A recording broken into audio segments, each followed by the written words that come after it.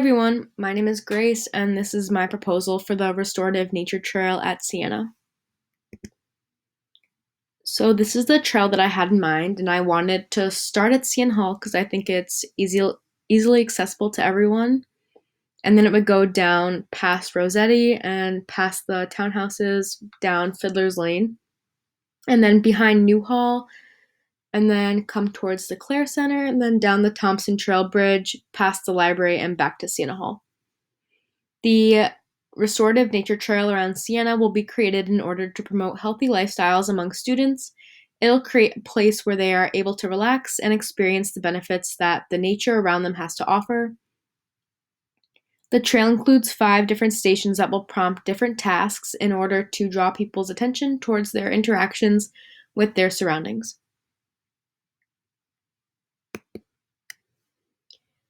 The purpose of the stations, the 5 stations that are incorporated into the nature trail are meant to prompt students to focus on their relationship between themselves and their surroundings.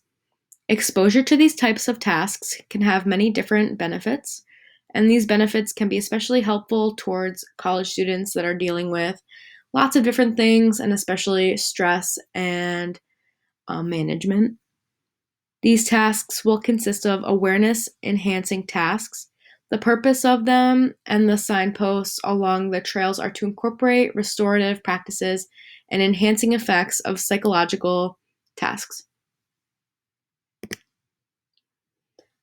So the 5 stations that I picked were all included in the reading we had this week. Along the trail, there will be 5 different stations that students will respond to and participate in along their walk. The goal is for students to have a restorative experience. So the first one is clearing the mind, and the signpost will include a phrase or prompt that will help the student to relax, and it increases their directed attention capacity. The second one is facing all the things going on in their mind. This is having the student face accumulated matters in one's mind. And then that leads to the third, which is reflecting on their priorities, their prospects, actions, and goals in life. Fourth is focusing on the scenery or taking on a role. And this one is to put someone in a different place and have them starting to be creative and think about other things. So one of the prompts could be imagine you're telling your friends about what you're seeing and what you're experiencing, or imagining you're an author and writing about what you see in front of you. And the last one is favorite place, which was mentioned, and that is thinking about one's favorite place, which has self-regulatory benefits when it comes to coping with everyday stress.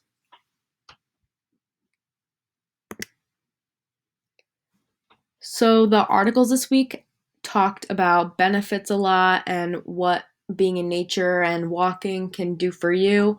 So exposure to nature has been proved to have many benefits. After 4 to 7 minutes, we can already see a decrease in heart rate and muscle tension. After 20 minutes, there can be lowered blood pressure and improved mood. At 10 to 55 minutes, we see better attentional performance, all of which can be very beneficial for students.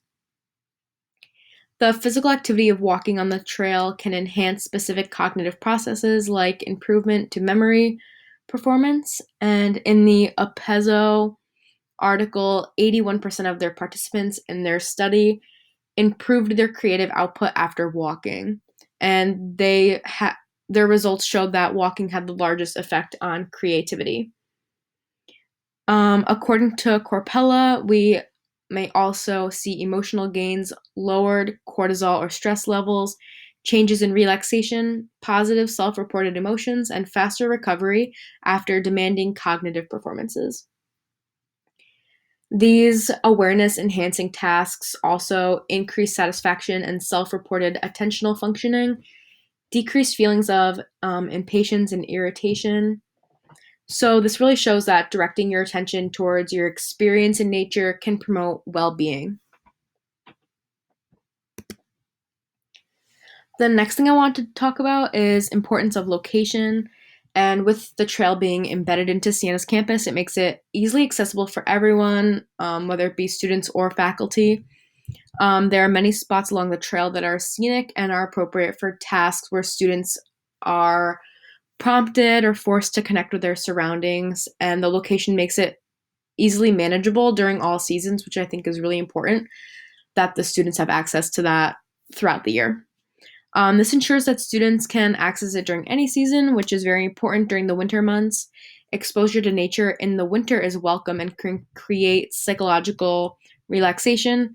In just 15 minutes, there can be an effect on the participant's mood, including decreased anxiety, depression, anger, and confusion, which I think can be really helpful or beneficial for students during the winter months. And this was talked about in the winter forest bathing article from this week. Encouraging the use of Sienna's nature trail. So I think it's very important that current and prospective students of Sienna are aware of what the trail is and how it can be beneficial for them. Students can share their experiences with nature and express to others what benefits they've noticed with the use. So this is students that have already used it in their lives and have noticed benefits. They can share their experiences with other students and kind of persuade them or get them to try it too. Sharing the purpose and benefits of the trail with students through social media. Ensure that the trail is incorporated into orientation or other on campus activities throughout the semester to make sure every student knows how to access it. And the trail can be incorporated into classes like first year seminar when the focus is on Franciscan values for that unit. Going into that, the Franciscan values that we talked about and that are incorporated in our education are diversity, optimism, respect, and service. And we can connect that to the use of the trail because the purpose of a restorative experience is to become more connected to our surroundings and be more open to the world around us, which is a really important part of the Franciscan values. And it's underneath the mission statement on our website. Respecting yourself and the environment around you is also an important aspect of that, and is something that the trail would try to promote throughout our community. The plan to assess the trail, if it were a good investment or not, I think there's a few ways they could go around this. Having students document their use of the trail, or at the end of the semester, they can share their experiences with that. I think having the trail being incorporated into a class, that would kind of push them to try it, and then they can write back their experience through an assignment and get credit for it. And then last, measure how many students are actually using the trail each day, which would be on the college's part to go and look and see if there are a lot of students using it, and they can kind of judge if it was a good investment or not based on the crowd it gets, I guess. That's what I had.